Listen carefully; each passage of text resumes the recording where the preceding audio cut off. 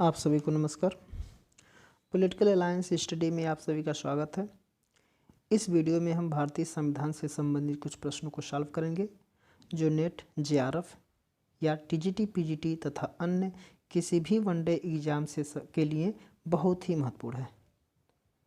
तो चलिए देखते हैं आज का पहला प्रश्न। निम्न में से कौन सा विवाद या फिर कौन सा वाद मौलिक कर्तव्यों में संबंधित है? यह है केशवानंदवाद, गोलकनाथवाद, मिनर्वा मिल्सवाद या राम शरणवाद। तो इसका जो सही उत्तर हो जाएगा वो हो जाएगा ऑप्शन डी, राम शरणवाद। ऑप्शन डी इसका सही उत्तर हो जाएगा। देखिए, शंकरी प्रसाद, गोलकनाथ, केशवानंद भारतीय तथा मिनर्वा मिल्सवाद संबंध जो है वो मूल अधिकार से है। इन वादों में इस बात का परीक्षण किया गया है कि संसद को मूल अधिकार में संशोधन की शक्ति है या नहीं। लेकिन जो राम शरणवाद है, तो राम शरण सिंह व बिहार राज्य का मामला 1950, ये कब आया था? 1950 ईस्वी का है। जबकि राम शरण बनाम भारत सरकारवाद 1989 का संबंध जो है वो मौलिक कर्तव्य से है। नेक्स्ट है, भारतीय संविधान का कौन सा भाग नागरिकता के प्रावधानों से संबंधित है? भाग 1, भाग 2, भाग 3 तथा भाग 4। तो इसका जो सही उत्तर हो जाएगा वो हो जाएगा भाग 2। ऑप्शन बी इसका सही उत्तर हो जाएगा। देखिए, भारतीय संविधान के भाग 2 अनुच्छेद 5 से लेकर के अनुच्छेद 11 तक नागरिकता के प्रावधानों के बारे में वर्णन किया गया है। इस भाग में स्वतंत्रता प्राप्ति के समय या बाद में व्यक्ति को भारत की नागरिकता प्राप्त करने या खोने के संदर्भ में संवैधानिक प्रावधान किए गए हैं। नेक्स्ट है, भारत में कौन नागरिकता के अर्जन हेतु शर्तों को नियम करने के लिए सक्षम है? चुनाव आयोग, राष्ट्रपति, संसद या संसद एवं राज्य विधायिका सम्मिलित रूप से। तो इसका उत्तर हो जाएगा संसद। देखिए, भारतीय संविधान के अनुच्छेद जो 11 है के अंतर्गत यह प्रावधान किया गया है कि संसद को यह अधिकार है कि वो नागरिकता के संदर्भ में कानून बनाए। इस तरह नागरिकता के अर्जन हेतु शर्तों के नियत करने का अधिकार जो है वो संसद को दिया गया है। अगला प्रश्न है कि निम्नलिखित में से किसने भारतीय संघवाद को सहयोगी संघवाद के रूप में परिभाषित किया गया है? Granville Austin, K C Wheare, W C. Morris Jones या फिर लिविंगस्टोन। इसका ये रिपीट प्रश्न है, तो इसका उत्तर हो जाएगा ग्रेन्यूल ऑस्टिन। ऑप्शन ए इसका सही उत्तर हो जाएगा। देखिए, ग्रेन्यूल ऑस्टिन ने भारतीय संघवाद को सहयोगी संघवाद कहा। भारतीय संघवाद के बारे में अन्य जो विद्वान हैं वो देखिए केसीवियर जो हैं, देखिए केसीवियर जो हैं ये इनका कहना कि अर्धसंघी, भारत को क्या कहे थे? अर्धसंघी व्यवस्था बोली थी। मॉरिस जो जोन्स हैं इन्होंने सौदेबाजी का संघवाद बोला था। अगला प्रश्न है, देखिए भारतीय संविधान में राज्यों का संघ की अवधारणा को निम्न में से किस संविधान से लिया गया है? ए है संयुक्त राज्य अमेरिका से, बी है कनाडा से, सी है आयरलैंड से या फिर डी फ्रांस से। तो इसका उत्तर हो जाएगा ऑप्शन बी, कनाडा से। देखिए, भारतीय संविधान में राज्यों का संघ की अवधारणा कनाडा के संविधान से लिया गया है। संविधान के पहले ही अनुच्छेद में भारत को संघ राज्य घोषित करते हुए कहा गया है कि भारत अर्थात इंडिया राज्यों का संघ होगा। इसका उत्तर हो जाएगा ऑप्शन बी, कनाडा। अगला प्रश्न, भारत के संविधान में किस एक संशोधन के द्वारा आंतरिक अशांति के स्थान पर सशस्त्र विद्रोह शब्द जोड़ा गया है? 40वें संशोधन, 42वें संशोधन, 44वें संशोधन या फिर 45वें संशोधन। इसका उत्तर हो जाएगा 44वें संशोधन अधिनियम 1978 में ये ऑप्शन सी इसका उत्तर हो जाएगा। देखिए, 44वें संविधान संशोधन अधिनियम 1900 ये हुआ था 78 में। इसके द्वारा आपातकालीन उपबंध में आंतरिक अशांति जो शब्द है उसके स्थान पर सशस्त्र विद्रोह शब्द को जोड़ा गया है। अर्थात अब आपातकाल युद्ध व आक्रमण या सशस्त्र विद्रोह की स्थिति में ही घोषित किया जा सकता है। अगला प्रश्न है कि भारत की शासन प्रणाली संसदीय है। भारत की शासन प्रणाली क्या है? संसदीय है। किंतु इस प्रणाली में एक ऐसा तत्व है जो भारतीय संसदीय प्रणाली में नहीं पाया जाता है। निम्नलिखित में से वह तत्व कौन सा है? संसद की सर्वोच्चता, प्रधानमंत्री सरकार का प्रमुख होता है, न्याय के पुनर्वलोकन का प्रावधान या फिर उपयुक्त में से कोई नहीं। इसका उत्तर हो जाएगा संसद की सर्वोच्चता। देखिए संसद की सर्वोच्चता संसदीय शासन प्रणाली की प्रमुख विशेषताओं में से एक है, जैसा कि ब्रिटेन के संविधान में देखा जा सकता है, परंतु भारत के संविधान में नहीं। भारत के संविधान की सर्वोच्चता को स्वीकार किया गया है, न कि संसद की सर्वोच्चता को। देखिए संसद की सर्वोच्चता क्या है, ये ब्रिटेन में नहीं पाई जाती, भारत में संसद की सर्वोच्चता पाई जाती है। अगला प्रश्न है, संविधान सभा के संबंध में निम्न में से कौन सा कथन सत्य है। पहला है, यह वयस्क मताधिकार पर आधारित नहीं थी। फिर है, यह प्रत्यक्ष मतदान का प्रतिफल थी। यह बहुदलीय निकाय था, इसमें कार्य करने के लिए हुई समितियां थी। ठीक है, तो इसका उत्तर हो जाएगा ऑप्शन सी 1 और 4, यानी कि यह हो जाएगा और यह हो जाएगा। देखिए कैबिनेट मिशन ने भारतीय संविधान बनाने के लिए एक संविधान सभा के गठन का प्रस्ताव किया था। इसी के तहत संविधान सभा का गठन किया गया। इसका गठन प्रत्येक राज्यों की व्यवस्थापिका के सदस्यों द्वारा हुआ था। अगला प्रश्न है कि भारत के संविधान में 10वीं अनुसूची जोड़ी गई है। भारत के संविधान में 10वीं अनुसूची जोड़ी गई है, तो कब जोड़ी गई है? 42वें संविधान संशोधन अधिनियम द्वारा, 55वें या फिर 98वें या फिर 73वें संविधान संशोधन अधिनियम द्वारा। तो इसका उत्तर हो जाएगा ऑप्शन ए, 52वें संविधान संशोधन अधिनियम द्वारा।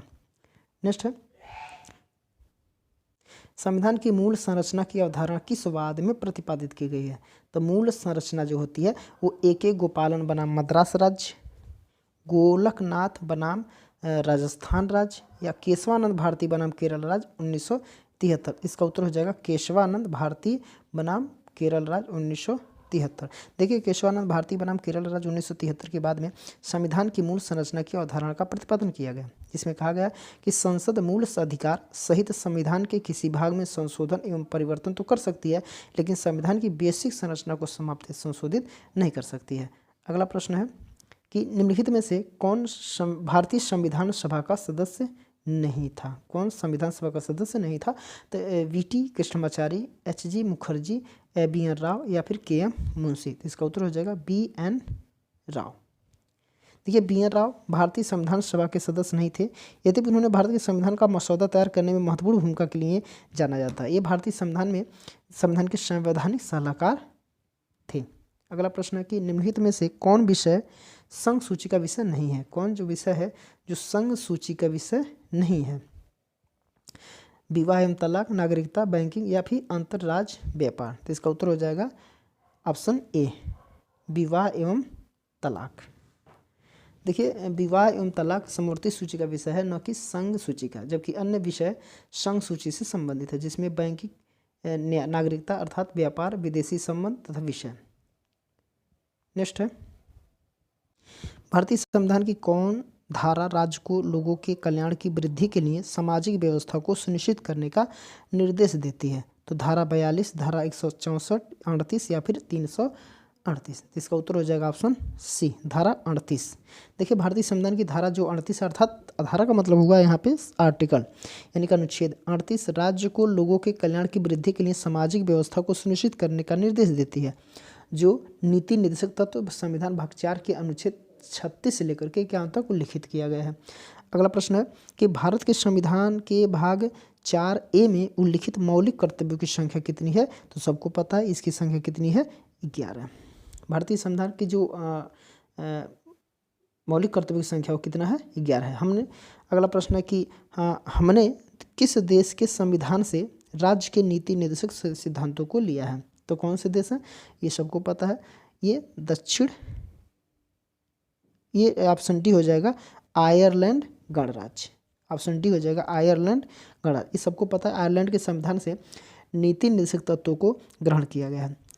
ठीक है, नीति निर्देशक तत्वों का प्रावधान भारतीय संविधान के 4 में 36 से लेकर के 51 तक, अर्थात आर्टिकल 36 से लेकर के आर्टिकल 51 तक के मध्य में किया गया है। ग्रेट ब्रिटेन के संविधान में संसदीय व्यवस्था लिया गया है। ठीक है, और इस क्या है, संसदीय व्यवस्था लिया गया है, और स्पीकर प्रधानमंत्री का पद लिया गया है, और मौलिक अधिकार जो लिया गया है वो अमेरिका के संविधान से लिया गया है। अगला प्रश्न है कि स्थापना के समय भारत के संविधान में कितने मौलिक अधिकार दिए गए थे? तो स्थापना के समय में भारत के संविधान में कितने मौलिक अधिकार दिए गए थे? तो इसका उत्तर हो जाएगा ऑप्शन ई, 7।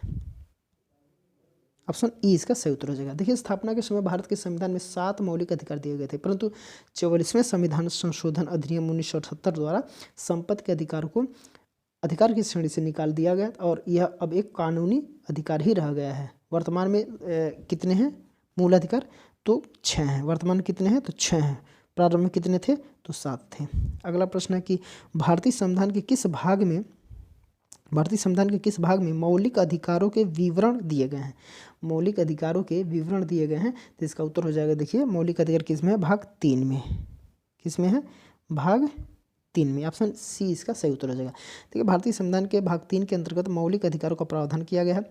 मूल संविधान में 7 प्रकार के अधिकारों का प्रावधान था, परंतु 44वें संविधान संशोधन 1978 के द्वारा मूल अधिकारों की संख्या 6 रह गई है। नेक्स्ट है, भारतीय संविधान के अंतर्गत मौलिक अधिकारों के बारे में निम्नलिखित में से कौन सही है? देखिए यहाँ पे कह रहा है कौन सही है। देखिए पहला, किसे संविधान द्वारा संरक्षित और प्रवर्तित किया गया है?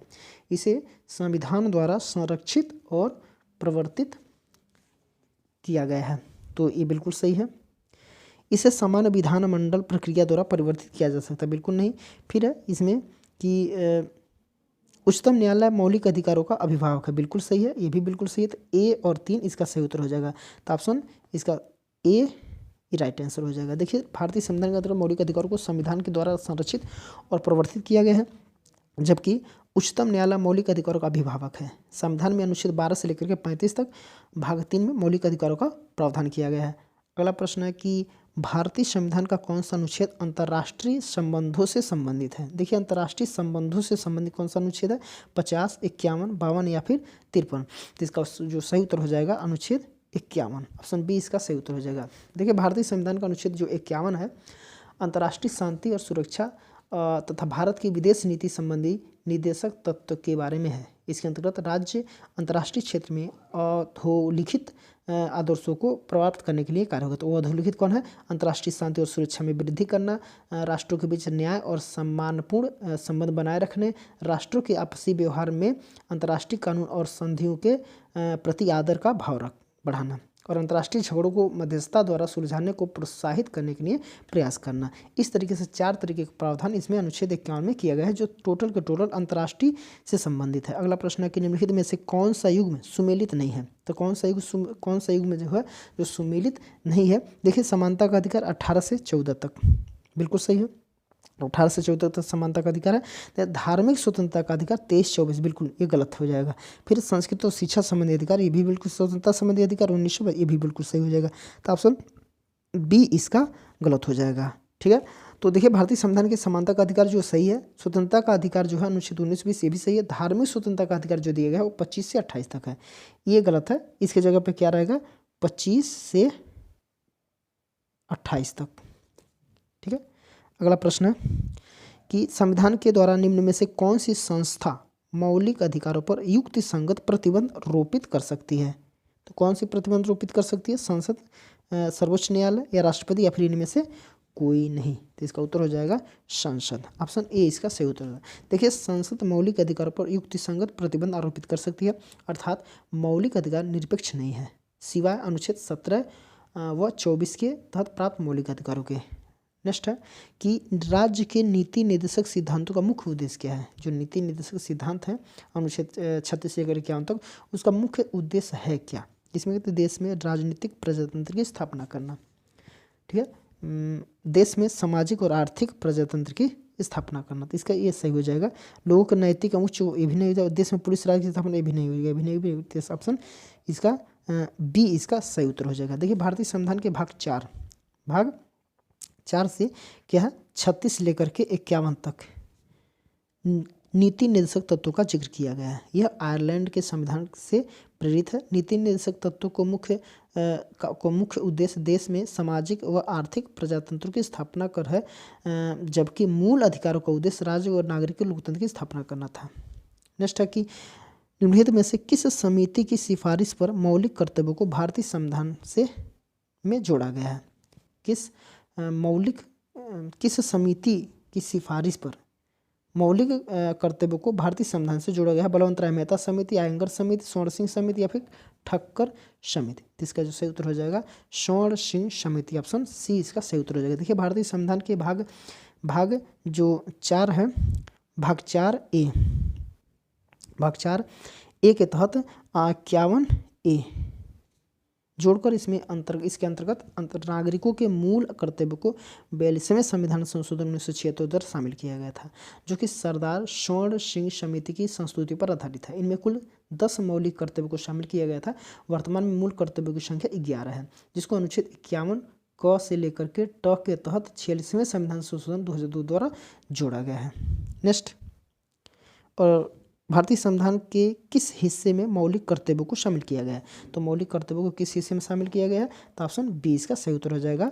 ठीक है, 4A में। ठीक है, तो ये इस सेट का आखिरी प्रश्न था। इसके आगे के प्रश्न को हम लोग अगले वीडियो में देखेंगे। तो आज के लिए इतना ही। आप लोग लाइक कर दीजिएगा, कमेंट भी कर दीजिएगा।